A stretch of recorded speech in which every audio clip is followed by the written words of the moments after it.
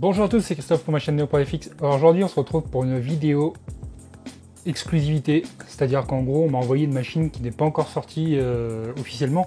En fait elle est juste en train d'arriver sur les boutiques, là ils sont en train de faire le stock et tout ça, mais je veux dire que la machine c'est... Enfin je veux dire, là normalement la vidéo ça devrait être une des premières sur YouTube, ça va être la mienne. Tout simplement parce qu'en fait j'ai conçu un firmware pour Wanao, en fait j'ai conçu un firmware d'écran pour la Wanao Duplicator 9 que j'ai déjà en fait, qui est sur le côté, enfin qui est de l'autre côté dans l'atelier. Je vais vous la présenter, je vous ferai une vidéo dessus parce que j'ai beaucoup de choses à vous parler. En fait j'ai conçu entièrement le firmware de l'écran, l'interface utilisateur, j'ai conçu le nouveau firmware, en fait j'ai tout fait et ça leur a plu, en fait ça leur a plu et du coup ce qu'ils ont proposé c'est de m'envoyer du matériel de chez eux à tester. Et voilà. En remerciement de tout le travail que j'ai fait dessus, parce que du coup maintenant le firmware en fait de la D9, c'est le mien qui est mis sur les machines. En fait dès qu'elles sortent d'usine, c'est mon firmware sur les écrans. Enfin bref, tout ça pour dire qu'ils me remercient en me fournissant maintenant du matériel en échange du travail que j'ai fait. Et du coup moi je vais présenter cette machine là. Alors cette machine là c'est la Duplicator 12. En fait c'est le nouveau modèle qui vont sortir. Alors elle existe en plusieurs tailles. Il y a la Duplicator 12 en 230, en 300, 400 et 500 comme sur l'ancienne D9 en fait. Mais du coup la D12 en fait elle existe en 230. Pourquoi? Parce qu'en fait ils ont créé la 230 c'est un modèle qui est différent en fait. Ils ont un peu modifié le châssis et tout ça par rapport à la 300, 400, 500 qui elle ça va être juste une déclinaison en plusieurs tailles de profilés en fait, qui permettra d'avoir un plateau beaucoup plus grand. Mais la 230 elle se veut différente. Ça va être on va dire, ce qui va se placer aujourd'hui, ça va être, pour moi, ça va être une tueuse d'Ender 3 et tout le reste dans cette taille-là en fait. On va voir ce que ça vaut.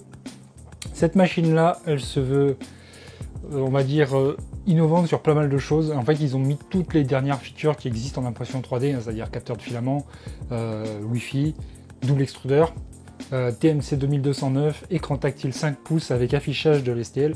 Sur l'écran, vous avez le fichier STL qui va s'afficher. Vraiment, on va avoir énormément de potentiel sur cette machine-là. On va avoir vraiment toutes les dernières technologies. Et on va avoir aussi également des tenseurs de courroie. On va avoir beaucoup de choses. C'est ce qui nous... en gros, c'est ce qui nous présente. C'est ce qu'on nous propose sur cette machine-là. Sur toute la déclinaison de la D12. Alors moi, du coup, j'ai reçu la 230 en double extrudeur. Alors le double extrudeur ça va être vraiment intéressant parce que ça va permettre d'imprimer plusieurs matériaux. On va avoir la possibilité d'imprimer, je sais pas, par exemple des supports en même temps qu'on va faire de l'ABS ou qu'on va faire même du PLA, on peut faire des supports en même temps et des supports par exemple solubles, c'est-à-dire qu'on va avoir des supports à des endroits qu'on d'habitude on les mettrait pas parce qu'on sait qu'on ne pourra pas les enlever. Moi je vais également utiliser la double extrusion et je vais tester, voir si ça fonctionne sur cette machine là pour faire, en fait quand on imprime des roues par exemple, j'ai des roues pour le droïde ou j'aime des roues pour le RC et tout ça, en fait ça serait de faire la pièce en plastique et de imprimer le TPU en même temps. C'est-à-dire qu'en fait le pneu va être compris dans la roue, comme ça nous évitera d'avoir des fois des pneus super chiants à enfiler dans des roues et trucs comme ça. Ça nous permettra d'avoir des roues toutes prêtes en fait directement avec le TPU intégré. C'est surtout pour R2D2 qui va avoir des roues qui seront justement imprimées. Ça va être intéressant je pense. On va voir ce que ça donne, on va voir si c'est faisable déjà.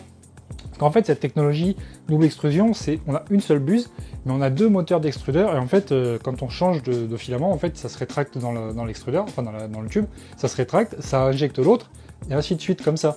Et en fait ça va créer une tour sur le côté de la pièce qui va justement permettre d'essuyer, de faire rentrer le filament, comme ça dès qu'on arrive sur la pièce on est déjà avec le nouveau filament.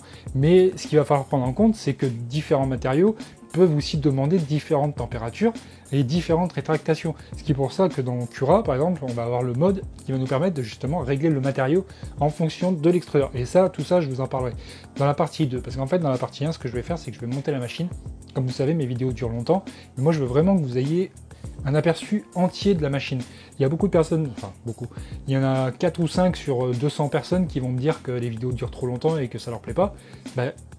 Si ça vous plaît pas, allez voir une autre chaîne YouTube, c'est pas grave, moi ça me gêne pas. Franchement, si vous n'êtes pas là pour regarder une vidéo et vous intéresser à la machine, allez voir d'autres youtubeurs qui font des vidéos en 10 minutes. Moi ça m'intéresse pas, je veux vraiment vous présenter le produit. Qu'à la fin, vous ayez vraiment un compte rendu global, que vous sachiez ce que vous allez acheter. Et également, une autre chose que je vais préciser, c'est que je suis neutre. C'est-à-dire qu'en gros, si la machine c'est de la merde, je vous le dis clairement. Si c'est de la bonne machine, je vous le dis aussi. Et quand je dis qu'une machine est bonne, c'est pas parce que la marque me l'a filé, mais c'est parce que moi j'ai ressenti que la machine était très bien j'ai eu des avis négatifs, des personnes qui m'ont dit les AlphaWise, tout ça c'est de la merde et tout. Mais en attendant, mes AlphaWise fonctionnent très bien depuis que je les ai. Et la U20 One, ça fait presque 7 mois que je l'ai maintenant. J'ai rien changé dessus et elle imprime très très bien. Franchement, les personnes qui m'ont dit que les AlphaWise c'était de la merde, franchement, la U20 One imprime aussi bien que la X1. Et les gens qui me diront oh, c'est pas vrai, bah, je vais leur prouver dans la partie 2 de la X1 qui va arriver bientôt aussi. Franchement, voilà. Moi, quand je me sers de mes machines, je sais m'en servir. Maintenant, c'est à vous d'apprendre à vous faire vos réglages. Et également, je vous ferai des tutoriels dans pas longtemps, ça va arriver. C'est que ça met un peu de temps parce que j'ai beaucoup de choses à faire. Et j'ai un niveau de vie qui est un petit peu bas, on va dire, en ce moment. C'est vraiment galère un petit peu là. Voilà, quoi. En même temps, avec la période Covid et tout, ça a été un peu le merdier. Enfin, je veux dire, ça a fait pas mal de mal à tout le monde. Mais moi, j'ai aussi une vie un peu chaotique ces temps-ci. Mais mon but, c'est aussi de développer ma chaîne YouTube et un jour peut-être d'en vivre et de vous apporter un contenu qui sera, je l'espère, à la hauteur de ce que vous attendez. J'essaie de m'améliorer et je suis tout seul. J'ai personne pour faire mes montages ni quoi que ce soit. Je veux le faire tout seul. Pourquoi ?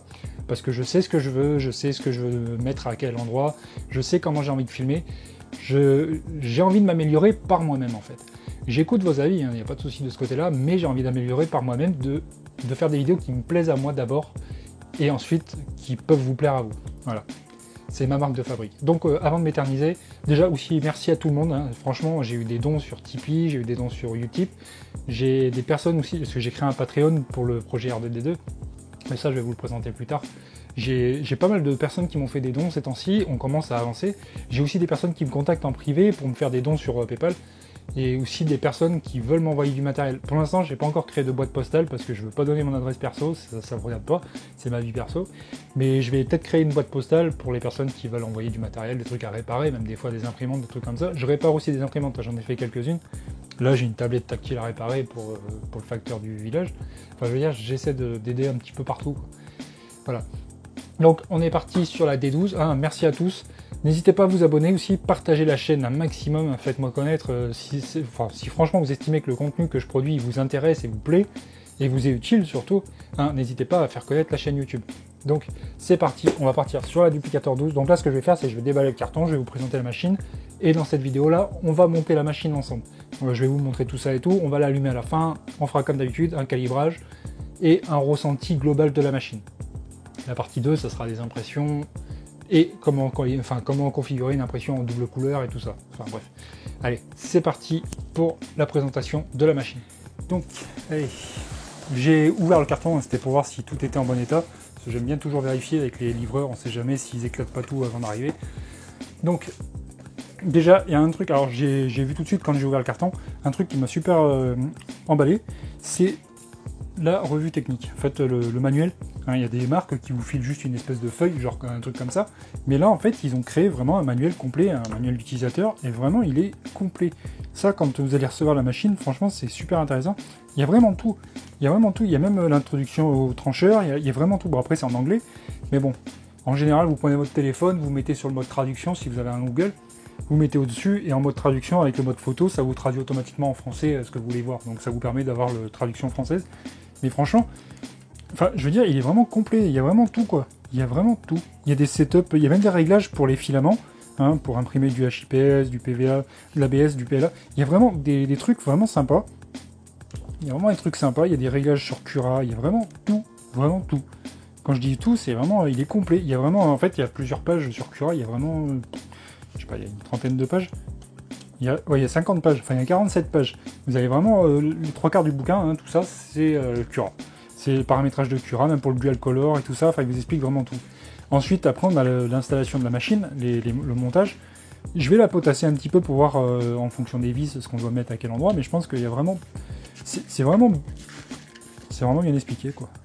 Vraiment bien expliqué, c'est vraiment bien fait, il y a tout le manuel qui vous dit ce qu'il y a dedans et tout ça. Enfin, franchement, moi ça me fait plaisir d'avoir des marques qui prennent le soin de faire qui prennent le soin de faire quelque chose de un peu plus professionnel qu'avant en fait, parce qu'avant on avait des trucs des fois avec des pages balancées à l'arrache, comme je vous disais. On a vraiment, bon là on a un manuel rapide. En gros, ça fait un résumé de ce qui est dans le manuel, quoi. C'est vraiment le truc, en fait c'est le starter guide, quoi. Et après vous avez vraiment le manuel. Voilà. C'est vraiment intéressant d'avoir quelque chose de complet. Alors, on a dans cette boîte. Alors en fait, cette machine, la D12 230, elle existe en simple extrudeur et en dual extrudeur. Et en fait, ce qui se passe, c'est que pour le dual extrudeur, en fait, ils vous rajoutent un kit. C'est juste un kit. Et je pense qu'elles sont déjà paramétrées de base dans le firmware pour dire comme quoi il y a 2 extrudeurs quoi, dans cette version-là. Après, dans le dual extrudeur, en fait, ils nous rajoutent un tube de PTFE.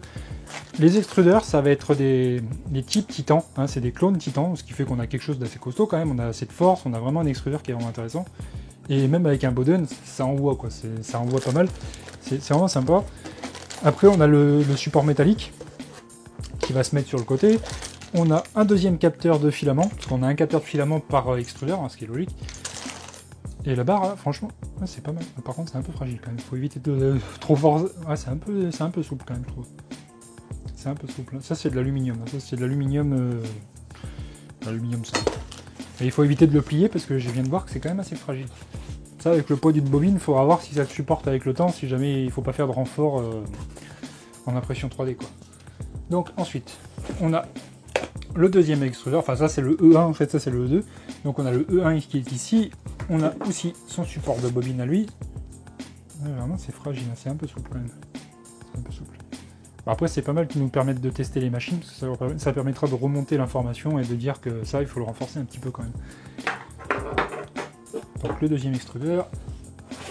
Là, on a la partie hot end, hein, c'est-à-dire qu'on a toute la partie chauffante avec le système.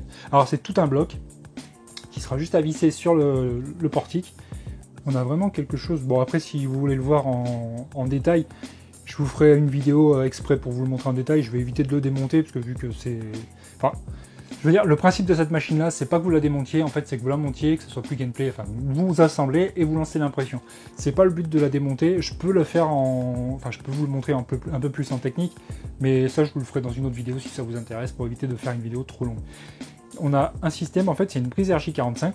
Ça, j'espère que ça tolérera suffisamment l'ampérage de la cartouche chauffante, mais en général, 40 watts, ça n'a pas besoin d'énormément d'énergie, quoi. J'espère que c'est vraiment bien serré dedans, que c'est tout bien monté. Bon, après, je pense qu'ils ont fait quelque chose de... Enfin, le but, c'est que ça soit vraiment bien fait, quoi. C'est cool d'avoir un bloc comme ça. On a juste à le monter, et ce qui est bien, c'est que si jamais on veut acheter d'autres blocs pour faire d'autres trucs, on peut faire d'autres trucs. On peut trouver des blocs comme ça, je pense, sur les sites après qui permettront d'avoir des pièces détachées. On a le câble européen. Ensuite, on enlève ça. Je pose ça sur le côté. Alors, ce qui est bien aussi, c'est qu'on a un plateau. Alors, on a une surface magnétique. Hein, c'est une surface autocollante magnétique, un peu style Z-Flex. Mais là, du coup, c'est leur gamme à eux. Quoi, ce qui est bien, c'est qu'on a les petites mesures. Bon, après, les mesures, je sais pas si elles sont vraiment placées à 0. Hein, mais bon, ça nous dit qu'on a un plateau là qui fait 22 en gros sur les mesures. Après, ouais, c'est un style Bultac. Ce qui fait qu'on n'a pas besoin de mettre de lag ou quoi que ce soit. Normalement, ça adhère très bien là-dessus quand c'est bien calibré et qu'on a une base plate. Ça, si c'est bien calibré, normalement, on n'a pas besoin de mettre de lag ou quoi que ce soit. Après, c'est un peu souple, ça permet de décoller la pièce facilement, mais évitez de trop le tordre vu que c'est a l'air d'être une plaque métallique qui est en dessous. Ça évite, enfin, si vous le tordez trop, ça va garder la forme, ça va l'abîmer. Donc, on a ça. Ensuite, il nous file un peu de filament, ça c'est cool. Ça c'est cool. Alors on a deux PLA en fait, du PLA orange et du PLA gris. C'est la nouvelle gamme de couleurs en fait des nouvelles Wanao. En fait, les nouvelles Wanao, ça va être orange et gris. On va avoir quelque chose de c'est sympathique je trouve comme couleur. Ça change un petit peu de toutes les machines noires. Alors ensuite, on va choper le portique. Alors qu'est-ce qu'on a là-dedans? Alors vous voyez que du coup ce que je vous disais c'est un thème gris et orange. Mais du coup, en fait, on dirait qu'il est quand même anonisé. En fait, c'est pas gris de base. En fait, c'est un gris... Quoique... Ah non, on dirait que c'est un gris qui est refait un peu plus sombre. En fait, il fait un peu plus sombre le gris qu'il a. Mais je trouve qu'il a un rendu qui est vraiment sympa comme look. Ouais, c'est vraiment sympathique comme look. On a des... Ouais, c'est pas mal. On a des petits caches assez propres. Là, ça fait pas cheap. C'est vraiment propre. Qu'est-ce qu'on a d'autre? Alors, un truc qui va être super intéressant, mais ça je vous en reparlerai une fois que j'aurai tout sorti. En fait, ce que je vais faire, c'est que je vais assembler la machine. Alors, les courroies sont pas tendues, c'est fait exprès, ça évite de les esquinter pendant le transport. On a encore un système de roulettes en V-Wheel, en fait, c'est encore des roulettes hein, avec les glissières. Bon, là, il y a des scotch un peu partout, donc c'est pour ça que ça coince un peu. Ouais. Sinon, après, ce qui est bien, alors le gros avantage, je vais vous en parler maintenant finalement, c'est les tenseurs de courroie. On a un tenseur de courroie sur X et un tenseur de courroie sur Y. Et ça, franchement, Wanao, vous avez géré, les gars, parce que vous avez écouté les trucs qu'on vous a dit. Et franchement, ça fait super plaisir d'avoir des tenseurs de courroie parce que on en a besoin pour faire des réglages, parce qu'il y a des machines, des fois ils en ont pas, et au bout d'un certain temps, les courroies commencent à bouger un peu, parce que des fois ça se desserre, ou il y a des trucs qui bougent un peu, et du coup ça fait qu'on a des courroies qui sont, au final, qui commencent à être détendues, et ça crée des vibrations, et des fois dans les pièces on a des trucs qui sont dégueulasses, juste à cause des courroies qui sont pas tendues. Alors après ils ont fait un système, alors franchement les N-Stop ils ont fait quelque chose de propre, en fait c'est en fait l'emballage du N-Stop c'est un truc en plastique injecté, un truc moulé là, c'est vraiment bien fait, c'est propre. Franchement la machine en elle-même se veut propre et se veut qualitative, c'est-à-dire qu'en gros on va avoir une machine qui va pas faire un truc style prototype, ça va pas faire un truc bas de gamme quoi on va dire. Le but de cette machine là c'est vraiment d'avoir quelque chose orienté un peu plus pro, hein, pour vraiment avoir quelque chose de... Ce que je veux dire c'est que je vais poser ça sur le côté pour pouvoir sortir le reste. C'est vraiment d'avoir des produits finis et d'avoir quelque chose au final, voilà quoi, qui fasse moins de tâches dans le bureau, ça fait pas trop bricolage, ça fait... Après les makers, je veux pas dire, mais bon, il y en a, ils vont kiffer avoir une réprap dans le salon, c'est clair que voilà, mais bon, je veux dire qu'on va avoir des machines aujourd'hui qui, on n'a pas de tige filetée apparente, on a des câblages qui sont censés être propres, on se rapproche un peu plus de la machine de salon en fait pour toute la famille quoi. On se rapproche un peu de ça. Bon après je dis pas que les gamins ils vont devoir y toucher parce que ça chauffe, ça reste quand même dangereux. Mais il y a vraiment pas mal de choses. Je discute en même temps mais on a vraiment pas mal d'outils. Alors on a une carte micro SD avec la clé USB hein, pour pouvoir mettre la carte micro SD à l'intérieur. Le gros avantage aussi c'est qu'on va avoir le Wi-Fi sur cette machine là et franchement le Wi-Fi ça va être intéressant parce que quand moi j'imprime dans la pièce d'à côté, si j'ai accès avec le PC, Cura on peut balancer du Wi-Fi et on peut balancer des fichiers directement dessus. Si on a fini la tâche derrière de l'autre côté, ça évite de prendre la carte SD, de venir à l'ordinateur, de repartir avec la carte SD, de remettre dans l'ordi et aussi de savoir des fois combien on a de cartes SD parce que comme j'ai plusieurs machines, des fois j'arrive et des fois j'ai toutes mes cartes SD, je me dis merde c'est laquelle qui va dans quelle machine. Bon j'ai mis des petites étiquettes dessus mais ce que je veux dire c'est que des fois on se dit j'ai tel réglage sur telle machine, je vais mettre telle carte SD et tout ça. Bon là avec le Wi-Fi, on se connecte à la machine, on va mettre un nom à la machine, on va lui dire on a au D12, voilà, paf, on va sur Cura, on transfère le fichier sur la D12. C'est voilà quoi. Ça évite de se balader avec 50 000 cartes SD et franchement je trouve que c'est pas mal.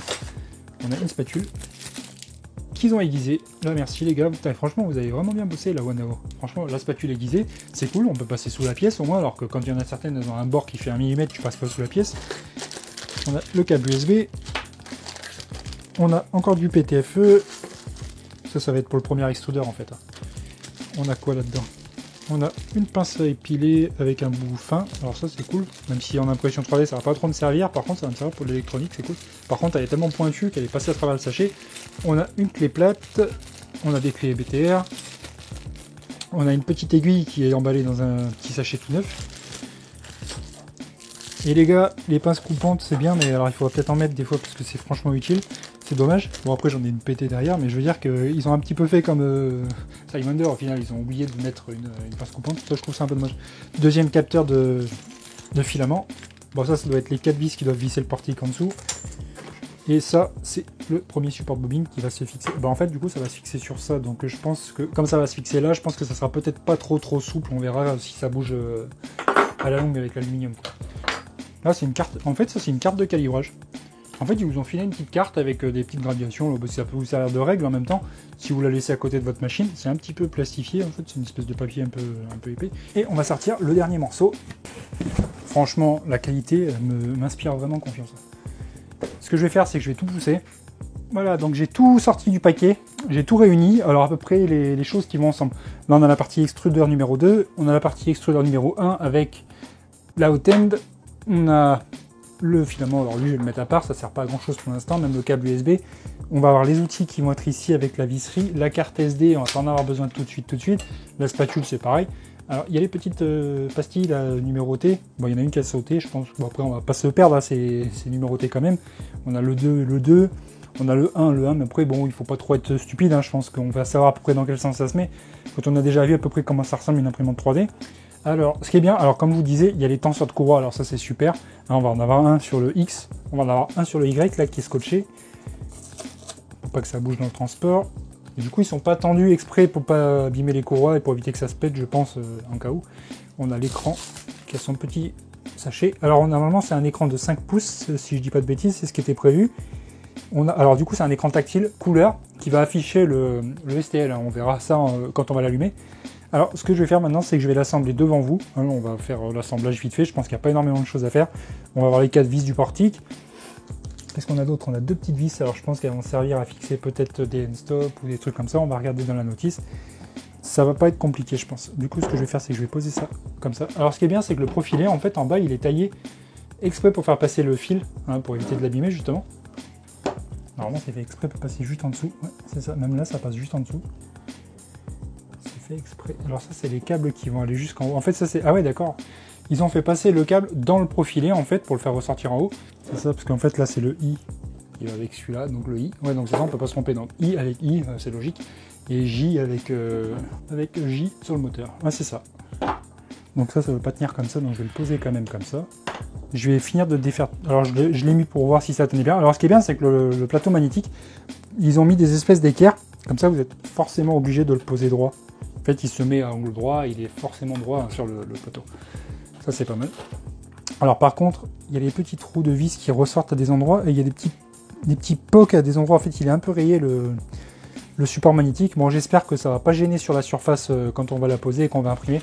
Je vais regarder si c'est plan après et je vais vraiment regarder un petit peu tout ça, contrôler vraiment si c'est bien fait. Alors, qu'est-ce qu'on a? On a les câbles. Alors, ils ont mis... Alors, le scotch, ils en ont eu... je pense qu'ils en ont eu une belle livraison, là, parce qu'ils en ont mis partout.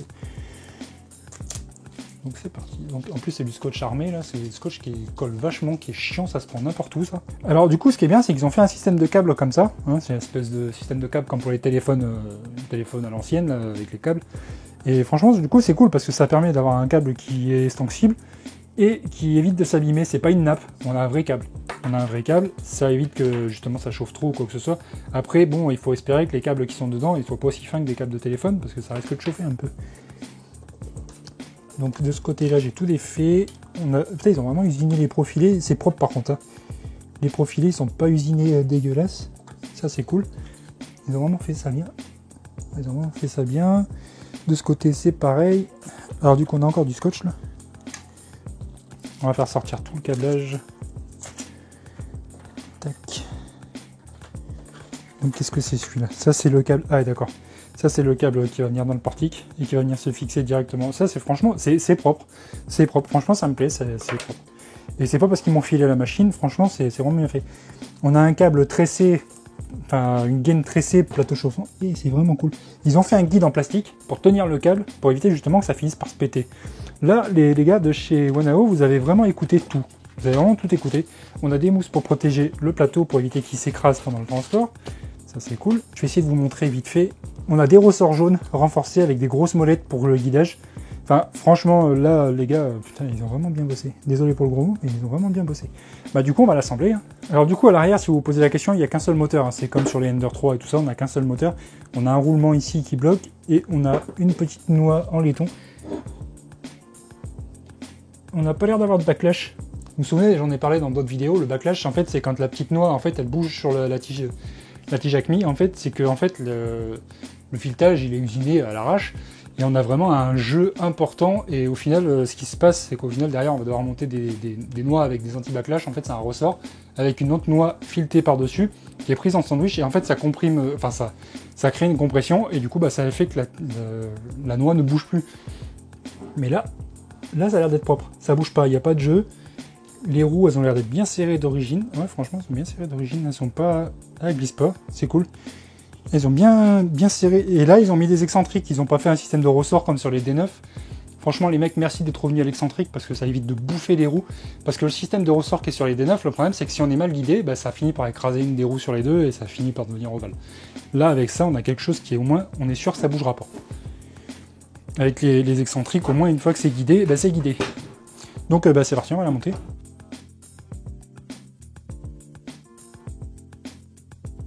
Alors c'est pareil, vous les serrez pas à fond dès le départ, hein. on va les mettre d'équerre correctement.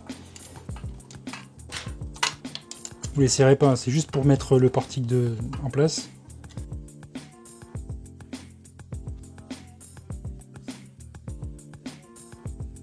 Ah, je crois que ça va être ma favorite en petite imprimante du moment. Si elle fonctionne vraiment bien. Oh les gars, mais c'est génial. Ils ont vraiment écouté tout ce que j'ai dit en fait.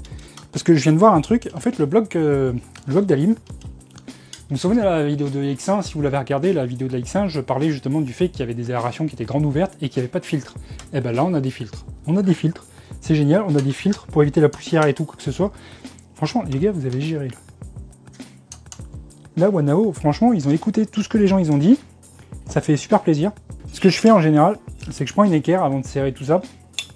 Et en fait, ce qui est bien, c'est que ça passe pile sous le moteur. En fait, ce que je fais, c'est que je pousse. J'ai serré légèrement, enfin assez fort, pour pouvoir le pousser à la main et qu'il garde la position en fait. Voilà, c'est bon.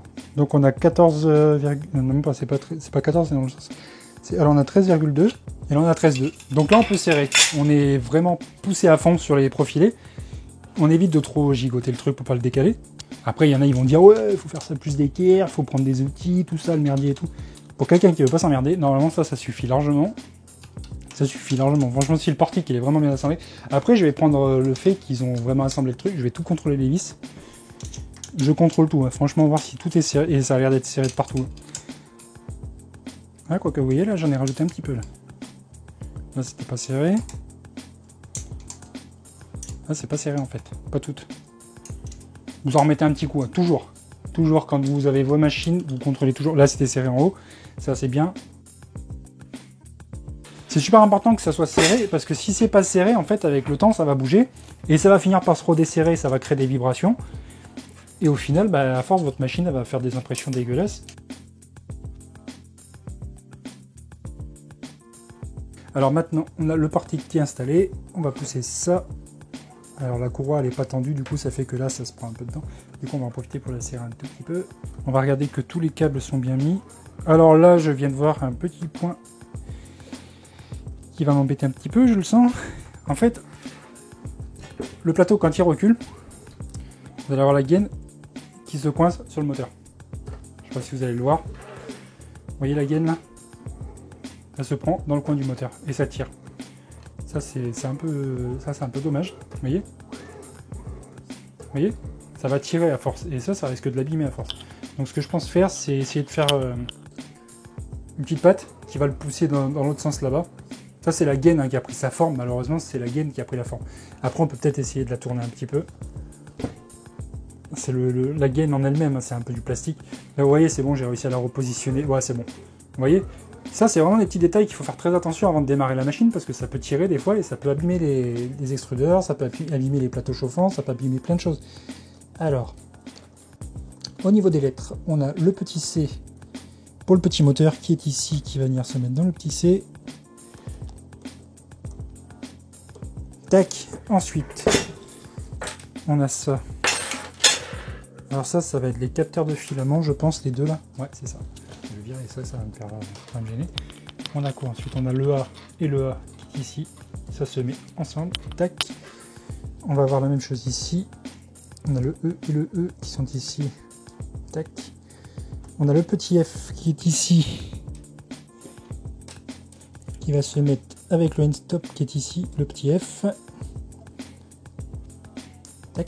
C'est pas compliqué, hein, franchement, c'est des petites gaines, enfin des petits câbles qui se mettent facilement. Alors par contre, si on peut essayer de les pousser un peu dans le profilet pour faire un peu plus propre. Hein. Ouais, ça rentre à l'aise. Ça rentre dans le profilet. Vous voyez, vous pouvez pousser un petit peu dans le profilet, là, ça fait plus propre. Ça fait plus propre et ça évite que le plateau il se prenne dedans quand il recule. Ça c'est bon. On a le end-stop qui fait son truc ici. La courroie, alors vous l'attendez. Alors la courroie, il faut qu'elle fasse un tout petit mouvement, mais il ne faut pas qu'elle soit trop tendue, parce que si elle est trop tendue, elle va péter, ou sinon ça va l'esquinter. Et si elle n'est pas assez tendue, ce qui va se passer, c'est que ça va vibrer. Donc là, on est vraiment bien. Le plateau est bien calibré, je veux dire, il est bien réglé. Du coup, moi je tends suffisamment mes courroies. Après ça, c'est à vous de voir le truc. Je vais vous montrer. En fait, là vous vous mettez comme ça. Alors une courroie d'origine, hein, là vous voyez, là c'est beaucoup trop détendu, vous allez voir, ça bouge pagaie. Et en fait ce qui va se passer, vous allez le sentir, vous mettez votre doigt dessus, et en fait il faut que ça repousse votre doigt, mais vous voyez là ça reste souple. Ça reste souple, c'est pas trop tendu, mais ça reste souple. Donc du coup, les deux câbles sont ici, on va avoir ça qui va devoir se passer, je pense. On va devoir le passer, mais il y a un petit trou exprès là. On a un petit trou, ouais c'est ça, on a un petit trou exprès pour le passer dans le... Oh, ça se passe directement dans le profilet là. Là c'est ça. En fait on le passe dans le profilet. Ces deux petites vis là, en fait c'est pour monter la haute end. Autre chose à contrôler, ça, c'est parfait. En fait, le portique, l'axe Z, normalement quand vous le prenez sur une machine qui est bien réglée, vous pouvez faire ça. Si c'est bien réglé, normalement ça descend tout seul. Ça descend tout seul et ça monte tout seul. Ça se met en dessous. Vous voyez, là ça sort de l'autre côté. Ce qui est bien, c'est qu'on dirait que c'est de l'acier, je suis pas sûr. C'est de l'acier. Voilà, ça se colle au plateau magnétique, donc on sait que c'est de l'acier. Ça c'est cool parce que ça évite d'avoir des trucs en aluminium dégueulasses là qui finissent par se foirer les trous de vis. Des fois il y a des machines des fois qui se foirent. Je sais plus laquelle c'est, mais je crois que la D9 elle avait l'extrudeur en aluminium. Il y a une des parties que j'ai dû rotaroder parce qu'en fait le trou était mal fait. Et à force, les vis de mauvaise qualité finissent par l'esquinter. Ils finissent par l'esquinter, ça finit par foirer le trou, et puis au final, la vis M3, elle a dégagé, j'ai mis une M4 à la place que j'ai retarodé, quoi. Mais ça, je vais vous en parler quand je vous présenterai la D9. La D9 est une bonne machine, mais il faut vraiment la vérifier de partout. Alors ça, c'est cool. Vous voyez, ça se fixe directement, c'est un clic, parce que c'est un RJ45. Et vous avez quand même deux vis pour le sécuriser. Donc le E2 avec la lettre L qui est en dessous, et on a le J qui est sur le moteur, c'est ça. Alors ne perdez pas les petits machins orange là. Ah, ils sont pas imprimés, ils sont vraiment directement plastique moulé, ça c'est cool parce que des fois ceux qui sont en impression 3D, ils rentrent pas. En fait, les petites pincettes là, ça sert à mettre entre le pneu fit et le tube de PTFE. Parce qu'en fait, quand vous prenez un tube de PTFE, que vous le rentrez dans le pneu fit, ce qui se passe, c'est que quand il est rentré dedans, il a toujours une petite marge de mouvement. Alors que quand vous mettez la petite pince, vous mettez la pince orange et vous poussez une dernière fois le tube de PTFE. Et là, ça fait que du coup, le tube de PTFE ne bouge plus. Et ça évite de fausser des rétractations, par exemple. Parce que si vous n'avez pas ça, le tube de PTFE, il bouge légèrement. Et ça vous foire des rétractations. Et des fois, même, ça fait que votre filament, il peut faire de la surextrusion ou de la sous-extrusion. Pourquoi? Parce que le fait qu'il va remonter et qu'il va redescendre, il va peut-être pousser plus ou moins du filament et ça va faire soit une force qui va faire qu'au bout ça va sortir un seul coup et ça va faire une surextrusion, ça va faire des bouloches, soit ça va faire l'effet inverse et des fois ça va remonter un peu trop et ça va créer une sous-extrusion. Et des fois ça arrive à boucher des extrudeurs juste à cause de ce petit truc. Et le fait qu'il y en ait un ici et en haut, ça vous crée deux mouvements, et des fois 1 mm et 1 mm, parce que c'est 1 mm, c'est quand même 1 mm qui peut bouger des fois de jeu. Ça vous crée 2 mm, et imaginez votre rétractation à 6 mm, ça se trouve vous auriez pu mettre 4. J'ai vraiment hâte de l'allumer et de la tester, parce que franchement elle me promet quelque chose de pas mal. Franchement ils ont vraiment bossé partout. Ils ont vraiment bossé partout sur la machine. Ça me fait vraiment plaisir. Alors là la petite noix, vous devez l'avoir tournée dans le profilé. Qu'elle se mette à 45 degrés, tac. Comme ça, dès qu'elle se positionne, ça ne bouge plus. On met le câble du moteur.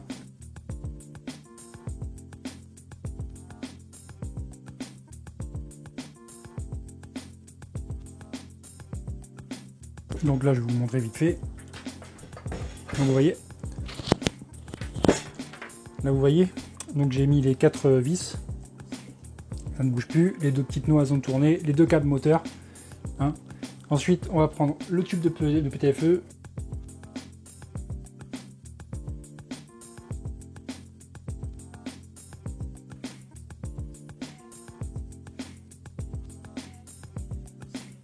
Tac, on pose ça là-dessus. Et ce que je disais, vous le poussez une dernière fois pour pas qu'il revienne en arrière en fait. Comme ça évite d'avoir du jeu. Tac, les deux sont poussés. Et là on a vraiment quelque chose qui ne bouge pas. Bon par contre ça fait une sacrée guirlande de PTFE, mais bon. Après vous pouvez mettre du Capricorne si vous voulez faire quelque chose de plus esthétique, d'avoir quelque chose de plus sombre. Voilà, donc moi qu'est-ce qu'il me reste à fixer? Il va me rester l'extrudeur à finir de câbler, qui est ici. Tac, la petite... voilà, c'est fini. C'est câblé. On a même une petite pince ici pour mettre le fil dedans. On a un petit passe-câble qui est ici, là. C'est un petit truc qui se défait. Petit agrafe, vous la clipsez et puis hop, vous mettez votre câble dedans. Bon, on peut aller à fond. C'est cool, on peut aller à fond. Et ça bouge vraiment bien. Enfin, je veux dire, ça navigue bien les câbles et tout, c'est bien. Il n'y a pas de câble qui se prend dans l'extrudeur, ça c'est cool. C'est vraiment bien. C'est vraiment bien aussi. Bon, il est quasiment terminé. Il me reste plus qu'à monter les supports de bobine. Et on est bon. Allez hop, on passe au support de bobine. Donc comme je vous disais, il y a un droite et un gauche. On a les petits passe-câbles qui sont ici. Ils sont comme sur l'extrudeur. C'est vraiment bien ces petits passe-câbles. C'est cool. C'est des trucs autocollants, mais c'est bien fait. Ça va permettre de passer le câble du capteur de filament. Faire quelque chose de propre. Si jamais ça tourne pas, vous faites revenir en arrière, en avant, en arrière, en avant. Le petit test slot à chaque fois, enfin au final, à la fin, il finit par se positionner dedans, quoi. On prend notre support de bobine. Vous le mettez dans le bon sens, hein, le crochet vers le haut. Bon, au final, ça va créer une espèce de renfort au milieu. Ça va créer une force un peu plus. Mais franchement, je trouve que c'est quand même un peu léger. Un peu léger. Alors là, ce que j'aurais tendance à vous dire de faire, par contre, ça serait de prendre de la Loctite. Vous prenez de la Loctite bleue pour finir de serrer le truc, là, parce que ça va finir par bouger, ça. Et au bout d'un moment, quand ça finit par bouger, bah, ça se desserre et puis ça se barre. Sur la X1, moi, il arrête pas de se barrer, le machin. Du coup, j'ai mis de la Loctite bleue, comme ça, il bouge plus. Tac, voilà. Le seul de filament, il est mis. Il n'y a plus qu'à passer le filament dedans et puis à l'amener directement à l'extrudeur. On va faire pareil pour l'autre côté et puis c'est bon, quoi. Ben voilà, on a tout fini. Bon, ça, c'est pour les excentriques, hein, si vous avez besoin de les ajuster ou pas. Bon, je vais le laisser se mettre en place, celui-là. De toute façon, on finit toujours par finir se mettre en place. Au bout d'un moment, il faut les resserrer. Donc,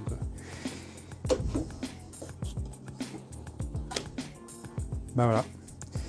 La D12, elle est terminée. Il n'y a plus qu'à l'allumer.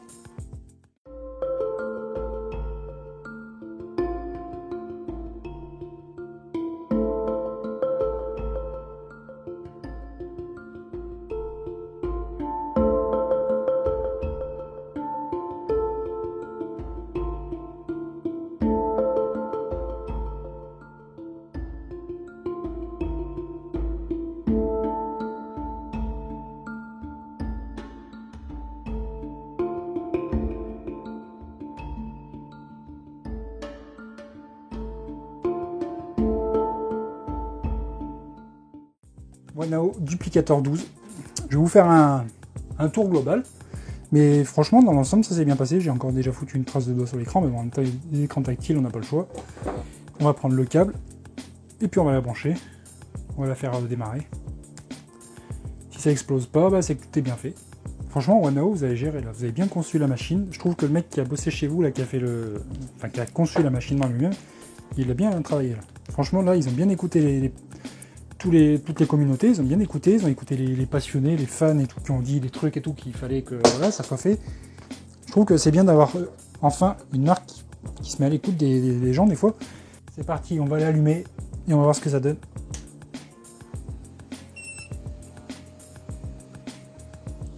On a le visu de pas mal de choses, on a, bon, comme d'habitude, hein, sur les MKS, c'est juste qu'ils ont refait des icônes un peu plus propres, un peu plus modernes. Alors du coup, on va voir quoi. Alors du coup, je vais aller dans config, je vais vous montrer un petit truc que je viens de trouver tout à l'heure, parce que j'ai regardé vite fait. On a des langages. Alors on a de l'anglais, on a du russe, de l'espagnol, du français, de l'italien et du chinois et du japonais, je pense.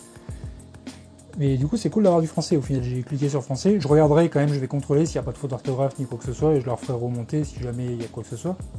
Du coup, on a le Wi-Fi. Ça, je regarderai dans la notice parce qu'il y a peut-être un truc à sélectionner. J'ai jamais fait sur ce modèle-là. Je l'avais fait sur des smoothies, c'était pas pareil du tout. Du coup on a le fan, donc ça c'est le ventilateur d'extrudeur. Enfin le ventilateur qui sert à refroidir la pièce, si vous appuyez sur 100%, ça va direct à fond. C'est celui qui est devant là. Il fait pas trop de bruit, c'est cool.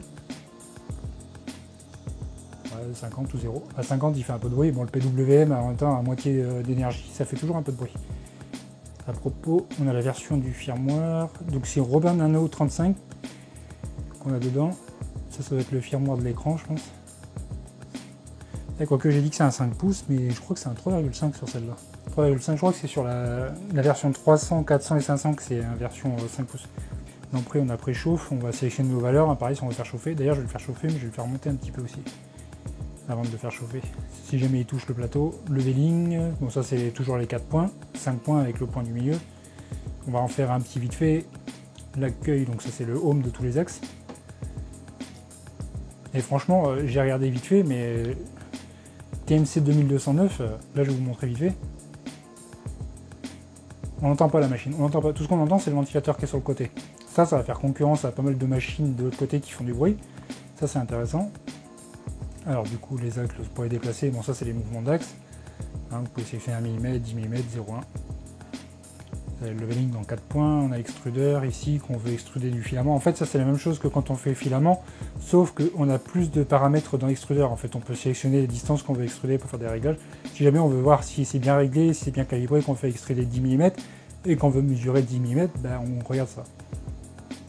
En plus, on a quoi? En fait, c'est des boutons qui ne sont pas encore créés. Si on veut en rajouter par la suite, éviter d'appuyer dessus si jamais, voilà quoi. Le premier, là, on vient de voir que c'est le Home par exemple. Tout ça, c'est les boutons qu'on peut rajouter par la suite si on veut rajouter des options. Ok, donc en impression, bon, j'ai pas mis de fichier, j'ai pas mis de carte SD. On va mettre la carte micro SD, on va regarder s'il y a un STL dessus. Pour voir si, justement, comme ils disent, on voit l'aperçu. Ah, putain, c'est génial. Vous voyez, on a directement l'aperçu des STL. Ça, c'est super. Franchement, c'est super, c'est pratique. Ça fait un peu comme les imprimantes résine. Au moins, si jamais on clique dessus, bon là, je vais pas le lancer, le fichier.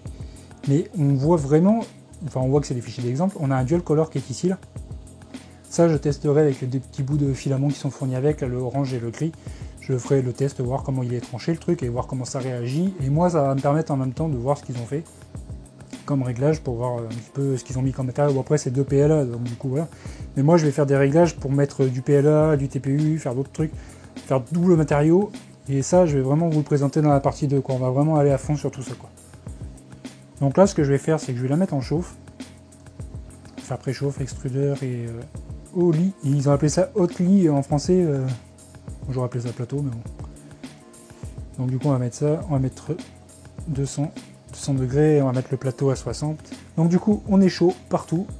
Là, on va prendre leur petite carte qui est fournie avec. On va prendre la petite carte et je vais faire un leveling. Ce que je vais faire, c'est que je vais mettre la petite carte en premier. Ça évitera que si le truc est chaud et qu'il est trop bas, ça évitera que ça esquinte le revêtement. Par contre, la petite carte, elle est en plastique. Moi, je préfère faire ça avec des post-it. Vous prenez les post-it. Là, vous êtes sûr comment votre plateau. Vous voyez? Là, par rapport à la plaque de chez eux, là, moi, ça bouge pas le post-it. Enfin, je veux dire, c'était vachement dans le vide. Là, c'est beaucoup mieux.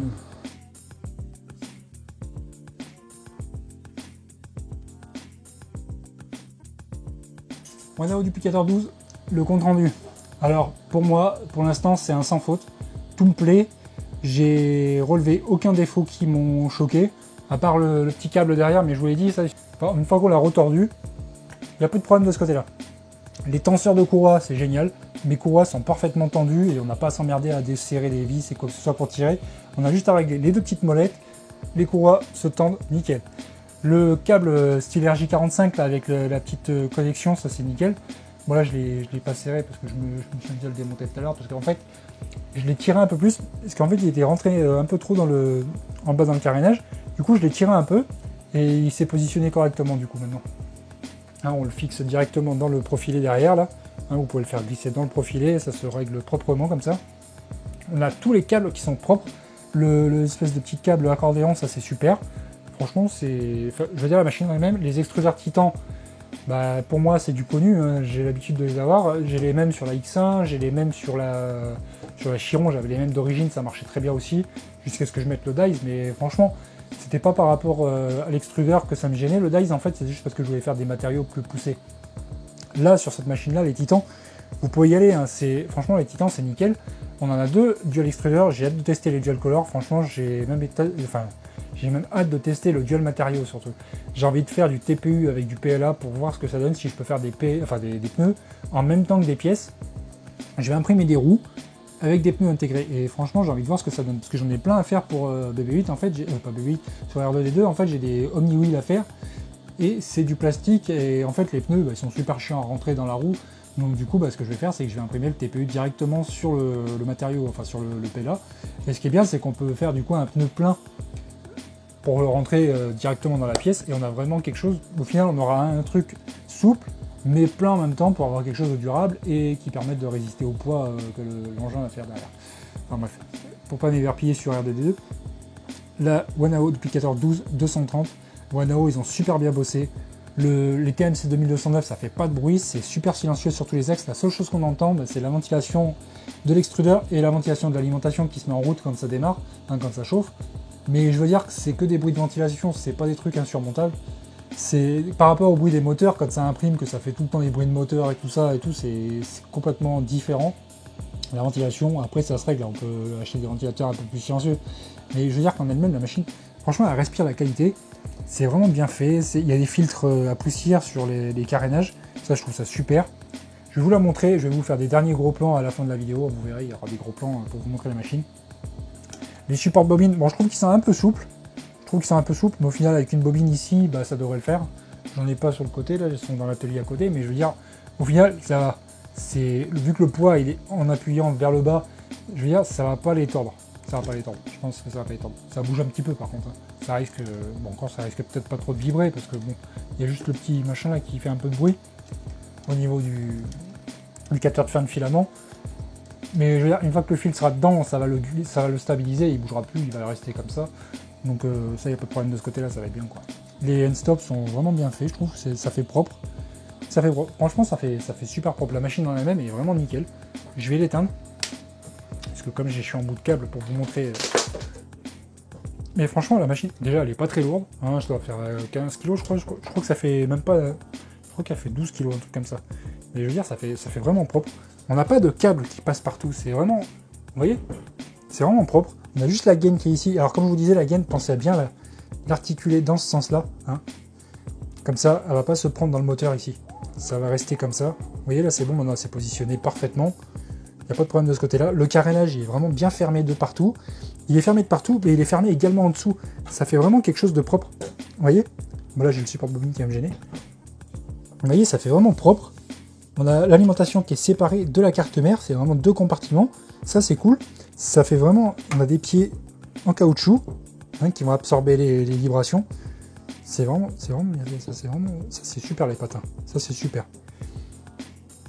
On a vraiment quelque chose de solide. Le plateau est vraiment épais. Franchement, Wanao, vous avez géré les gars, c'est super propre. Hein. Franchement, c'est super propre. La Wanao D12, j'espère que je pourrai tester une 300, 400 ou 500. J'espère vraiment que je pourrai la tester.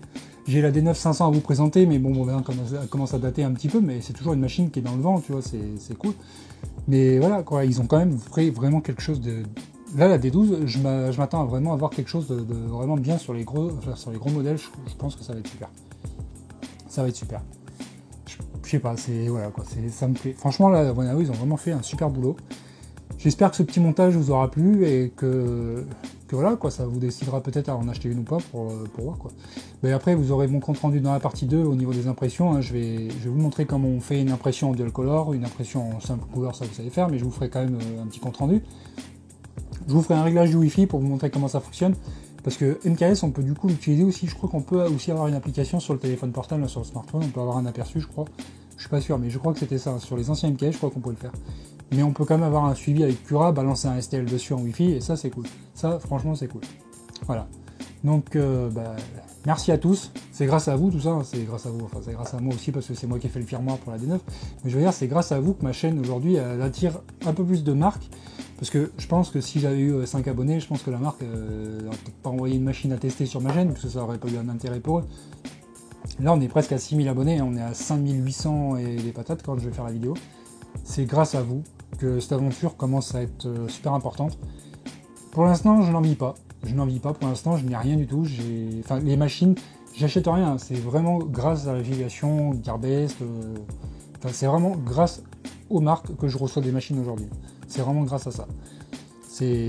Là pour l'instant, j'ai pas de budget, j'ai rien du tout malheureusement. J'ai eu Tipeee, enfin j'ai des Tipeee grâce à vous, mais aujourd'hui les Tipeee, malheureusement, c'est pas pour acheter des machines encore. Pour l'instant, c'est vraiment juste pour de l'alimentaire, c'est pour me permettre d'avancer dans ma vie perso. Parce qu'au niveau budget, vous savez, avec mon handicap, j'ai pas grand chose. Donc du coup, pour l'instant, c'est vraiment, ça me permet de finir les fins de mois un peu plus. Pour l'instant, c'est vraiment le but. Et une fois que la chaîne YouTube, j'espère qu'elle va grandir et qu'un jour je pourrai en vivre et avoir un niveau de vie qui me permettra d'avancer dans ma vie perso déjà, hein, pour régler certains problèmes et tout le reste, quoi. C'est pour avancer. C'est pour avancer. Le but déjà, c'est pour avancer. Mais aussi, c'est pour vous proposer beaucoup de contenu qui peut vous plaire. Moi, mon but, c'est pas de faire du test marketing et de faire que ça, en fait. C'est aussi de vous proposer des produits qui peuvent vous intéresser, qui peuvent vous plaire. Moi, cette machine-là, franchement, aujourd'hui, j'en suis content. Enfin, là, pour l'instant, elle me plaît. Je vais voir ce que ça donne en impression, mais je doute pas que ça va imprimer, parce que de toute façon, c'est qu'une question de réglage après. Et la mécanique en elle-même, c'est la même sur toutes les machines, quasiment. C'est des NEMA avec des cartes électroniques MKS. Là, c'est pareil. Ce qui fait la différence, des fois, c'est les extrudeurs aussi. Mais bon, voilà, quoi. C'est Le but, c'est de vous présenter des machines. Je fais pas ça pour vous en vendre un maximum, pour voilà quoi. Là, ma chaîne YouTube, aujourd'hui, elle est axée beaucoup sur des tests de machines, de review et tout ça. Mais il y a aussi beaucoup de projets, hein, genre R2D2, il y a BB8 qui vont arriver. Ça, c'est des projets qui sont faits uniquement grâce aux marques. C'est des projets, le PLA, c'est les marques qui me le fournissent. L'électronique, c'est un partenariat avec JLC PCB que je vais vous présenter. C'est que des partenariats et des sponsoring, c'est que ça pour l'instant. J'ai pas les moyens d'acheter ce que j'ai envie, malheureusement, voilà. Et c'est pour ça que mes projets avancent pas vite, parce que du coup j'ai pas de budget. Et voilà quoi, c'est comme ça. J'avance pas vite et c'est pour ça que je vous fais pas de vidéos souvent, parce que malheureusement quand j'ai des projets, je peux pas les faire. Je peux pas les faire parce que des fois il va me manquer quelque chose et j'attends des fois que certaines marques me disent non ou me disent oui pour est-ce que c'est ouvert, est-ce que c'est pas ouvert, et puis voilà quoi. Est-ce qu'ils me fournissent du matériel ou pas. Là j'ai une autre marque qui doit me fournir du matériel, j'attends. Il y a une autre marque qui m'avait parlé de fournir du filament, ils sont partis en vacances, je les ai jamais revus. C'est comme ça. Il y a des marques par contre que je leur ai demandé du filament, ils me l'ont envoyé tout de suite. Là j'ai le Form Futura en Apollo X, c'est de l'ASA X que je vais tester pour des pièces de Droid. C'est le cousin de l'ABS qui peut aller dehors. Ça c'est du filament que j'ai demandé à Form Futura, ils m'ont dit oui. Ils m'ont dit oui, ça vous intéresse, on vous envoie une bobine, vous le testez. Il y a qui d'autre comme marque? Il y a BSF qui m'avait envoyé du filament. Il y a des marques qui m'envoient du matériel, ça fait super plaisir, genre Frozen, voilà, Wanao aujourd'hui. Là, Wanao, par contre, c'est un remerciement pour le firmware que j'ai fait pour eux, mais derrière, la vidéo, si elle leur plaît, j'espère que je pourrai tester d'autres produits pour eux. Voilà quoi, j'ai la D8 que j'ai envie de tester chez eux, la Duplicator 8, c'est l'imprimante résine, mais grande taille. Et ça là, j'espère vraiment que je vais pouvoir la tester et que ça va me permettre de faire des projets, parce que je peux faire des grosses pièces de droïdes ultra précises, et ça, c'est mon but. Voilà. Donc désolé de m'éparpiller un petit peu sur la fin de la vidéo. La Duplicator 12, j'espère que le montage vous aura plu. On va passer sur la partie 2 dans pas longtemps. Je vais lancer quelques prints, moi de mon côté. Je vais faire des réglages, potasser tout ça. Je vais lancer des prints dual color et pas les fichiers d'exemple, je vais lancer les miens. Je vais créer mes fichiers dual color et je vous ferai une explication comment modéliser un fichier en dual color. Parce qu'il faut savoir que sur le trancheur, on va devoir le positionner de telle façon que les deux fichiers soient imbriqués l'un dans l'autre. Mais il faut que chaque partie s'élimine de l'autre en fait. Il ne faut pas que l'objet soit un seul bloc. Après, sinon, il y a des logiciels, j'ai vu, qui permettaient de peindre à des endroits sur la pièce, et en fait, après, le firmware, il va créer un système de G-code qui va faire que ça va colorer à certains endroits. Moi, je veux pas faire que ça. Je veux créer deux objets. Un objet l'un dans l'autre, et qui va imprimer les deux objets. C'est mon but en même temps, c'est d'avoir deux objets mécaniques qui soient l'un dans l'autre, quoi. Genre, même, c'est pareil, on pourrait essayer de faire des poignées. Genre deux poignées en ABS, enfin en PLA, et au milieu, mettre un truc en TPU, faire une espèce d'élastique pour voir si c'est faisable. Ça, c'est le but. Pour moi, ce but-là, c'est vraiment ça, les dual color. C'est vraiment pour ça. C'est pas juste pour faire des machins, des Manchibots en deux couleurs, c'est bien, mais ça sert à rien. Alors que faire des objets utiles en double couleur, avoir des joints intégrés dans une pièce, ça peut être super. Franchement, ça peut être super. Voilà. Donc, à bientôt sur ma chaîne, et n'hésitez pas à partager, liker